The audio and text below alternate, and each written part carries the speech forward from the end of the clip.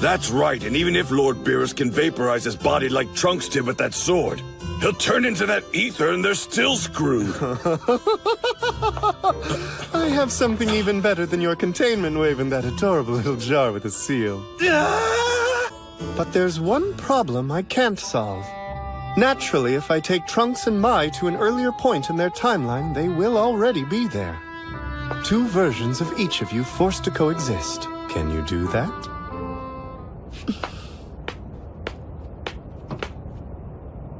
It's fine with me. If that's the price to enter a world where everyone we fought with is alive, well then if you ask me, that's a pretty good bargain.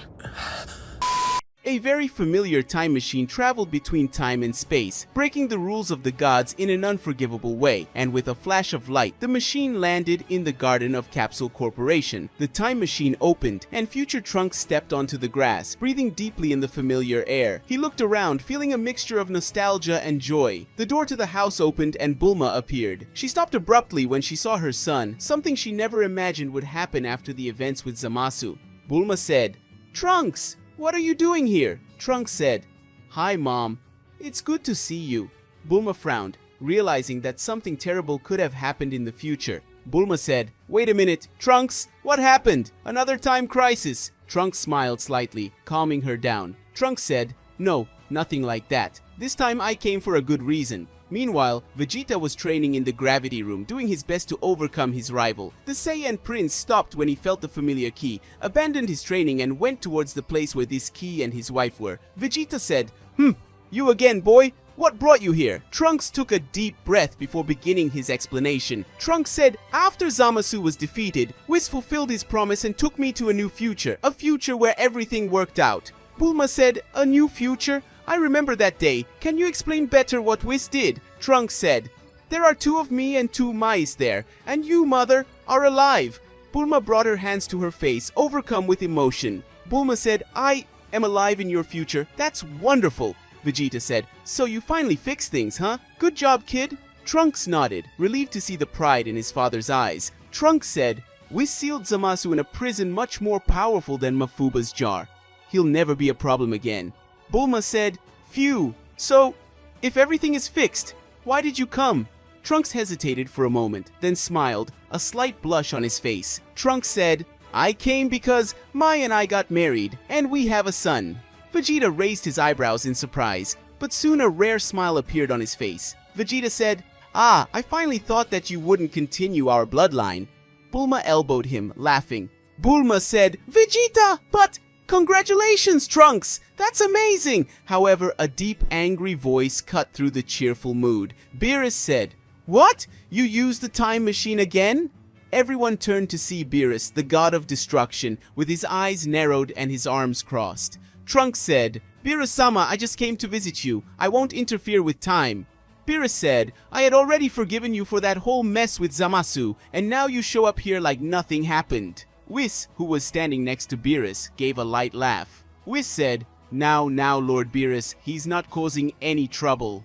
Beerus ignored the angel and pointed a threatening finger at Trunks and said, "You have 5 seconds to get back in this time machine and disappear from my sight before I erase you from existence." The air grew heavy. Vegeta immediately positioned himself between Beerus and Trunks, his protective instincts taking over. Vegeta said, "Beerus, he did nothing wrong." Beerus said, "You Saiyans are all the same. You think you can play with the rules of time whenever you want." Trunks knew there was no point in arguing, so he looked at Bulma and Vegeta, smiling gratefully. Trunks said, "I just wanted you to know that I'm okay, and that our family will continue to be strong in the future." Bulma gave him a quick hug and said, "Take care of your family, Trunks." Vegeta said, "Show this kid what it means to be a Saiyan." Beerus huffed impatiently. Beerus said, "Enough with the sentimentality. Get lost." Trunks waved one last time before stepping into the time machine. Trunks said, "See you later, guys."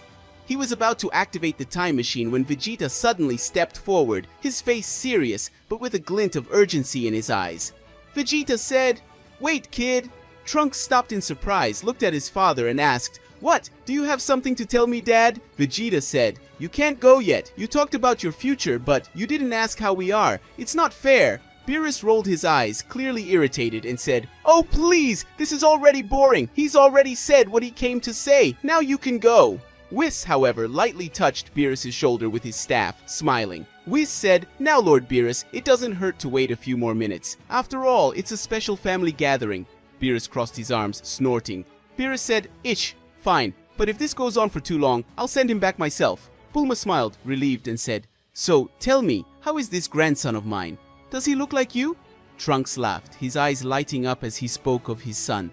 Trunks said, "His name is Takeshi, and yes, he looks a lot like me, but he has Mai's stubborn streak." Vegeta gave a rare smile. Vegeta said, "At least he has Saiyan blood. Has he started training yet?" Trunks said, "At 4 years old, he already releases some accidental ki blasts. Mai almost freaked out when he blew up her backyard." Vegeta gave a short laugh, proud. Vegeta said, "Good boy." Beerus, who was lying in the air, yawned and decided to speak. "How exciting, kids destroying things. I've never seen that before." Whis ignored the sarcasm and asked, curious, "And how is Earth in your new future? Any interesting threats?"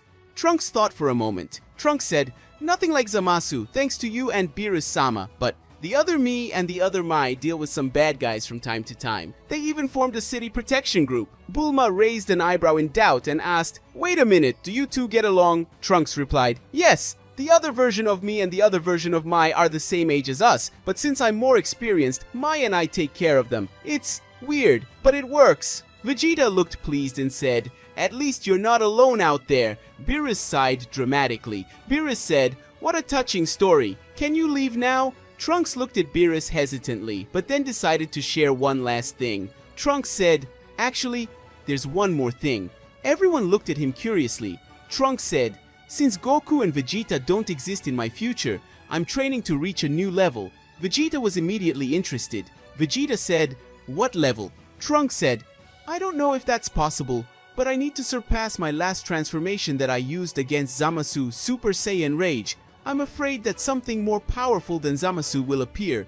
Vegeta let out a dry laugh and said, "Something more powerful than Zamasu? Of course it could appear. An old energy-stealing goat named Moro has already given us a hard time. If he resurfaced in your future, your Super Saiyan Rage wouldn't be enough." Trunks' eyes widened. Trunks said, "Moro, who is it?" Vegeta said, "It doesn't matter. The point is, if Kakarot and I surpass Super Saiyan Blue, you can also surpass Rage." Trunks swallowed hard, but a gleam of determination lit up in his eyes. He knew Vegeta was right. Trunks said, "So, could you train me?" Vegeta gave an arrogant smile, but before he could answer, Beerus interrupted, furious. Beerus said, "Absurrounding! Enough of this nonsense! He came here just to say he has a son! Enough! He broke the law of the gods! If Zeno-sama finds out that I know this and that I did nothing, he will erase me!" Trunks tightened his grip, but Whis, calm as ever, said, "Lord Beerus, think about it. If Trunks gets stronger, he will never have to go back to the past to ask for help again.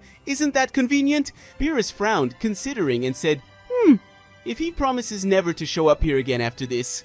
Trunks didn't miss the chance. Trunks said, "I promise."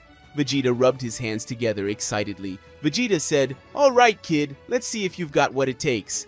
Beerus put his hand on his head and said, "So much drama over some random Saiyan."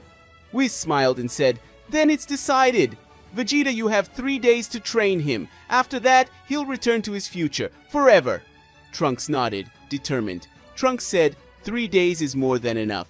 Vegeta took a step forward, his ki already beginning to tremble.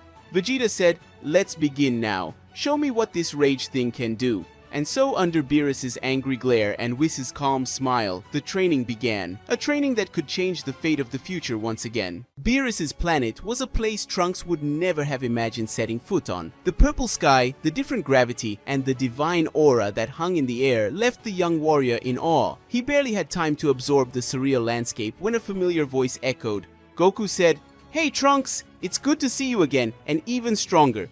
The Saiyan appeared in a flash, his usual wide smile plastered on his face. Trunks couldn't help but smile when he saw him. Trunks said, "Goku, I didn't know you'd be here." Goku said, "Of course I am. When Vegeta told me he was going to train you, I couldn't lose. Besides, that Moro guy Vegeta mentioned is really strong.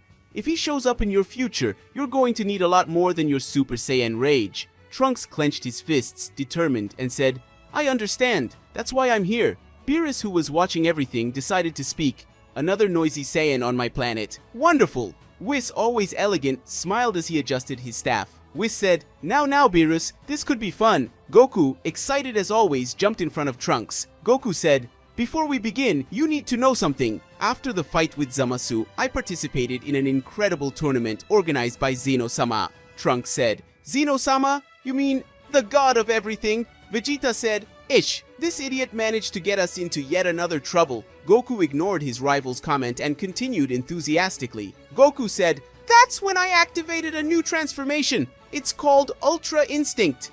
Before Trunks could answer, Goku closed his eyes. His body began to glow with a silver aura, his hair turned silver, and his eyes opened, revealing a crystal clear and serene pupil. Trunks felt the overwhelming power and took a step back, stunned. Trunks said, That's incredible! The kick is completely different! Vegeta, with an arrogant smile, crossed his arms and said, don't be so impressed, boy. I also have a transformation that rivals his. Beerus opened one eye, interested. Beerus said, ah yes, the Ultra Ego, finally something worthy of a god of destruction to watch. Vegeta wasted no time. With a roar, his body was enveloped by a fiery purple aura. His muscles grew slightly, his eyes became wilder, and a divine yet brutal energy emanated from him. Trunks felt his legs weaken. Trunks spoke. This is the power that surpasses Super Saiyan Blue?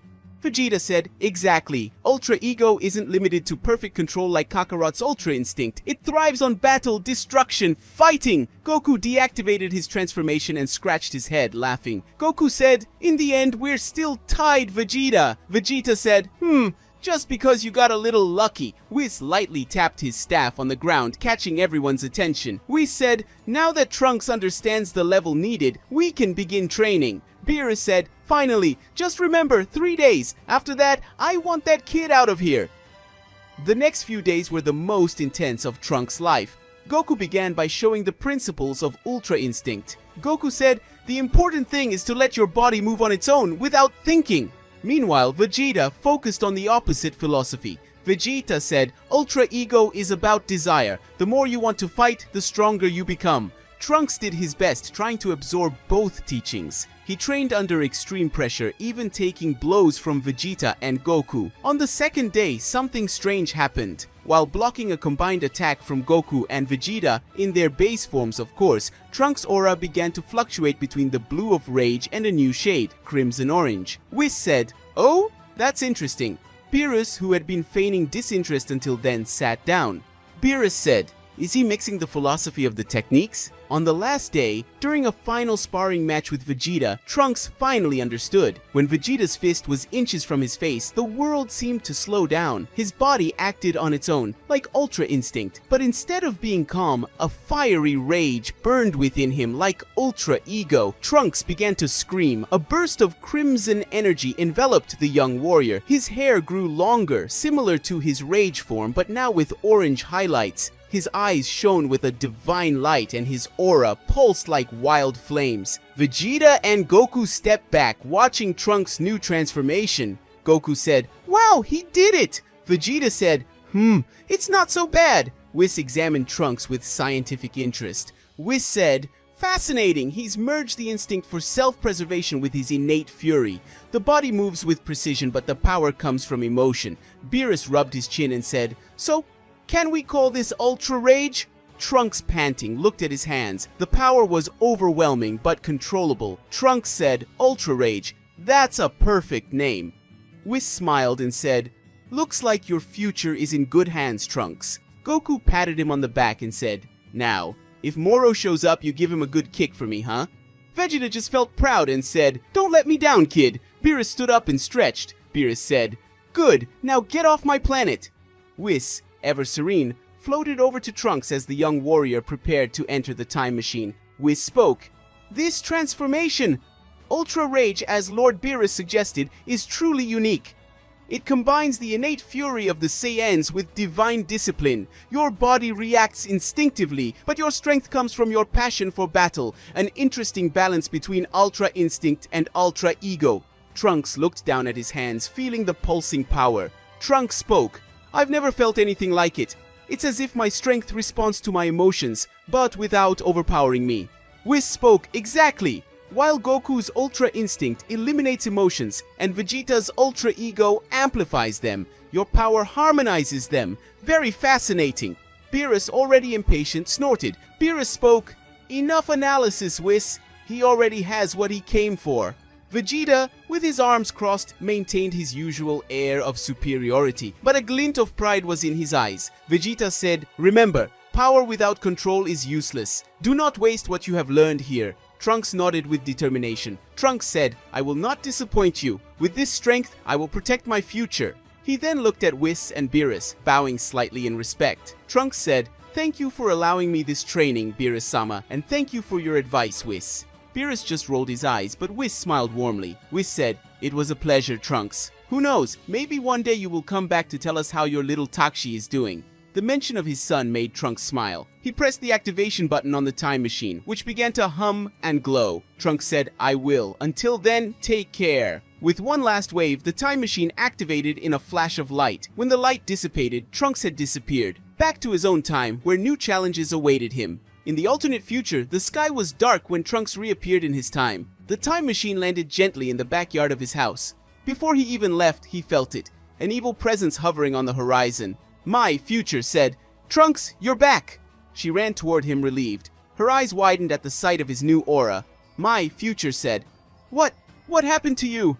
Trunks smiled, looking up at the dark sky. Trunks said, "I've learned a few things, and now, Mai, it's time for us to face the danger that's coming." He clenched his fists, and the crimson aura of his Ultra Rage form erupted around him. Trunks said, "This time, we won't back down." Hey guys!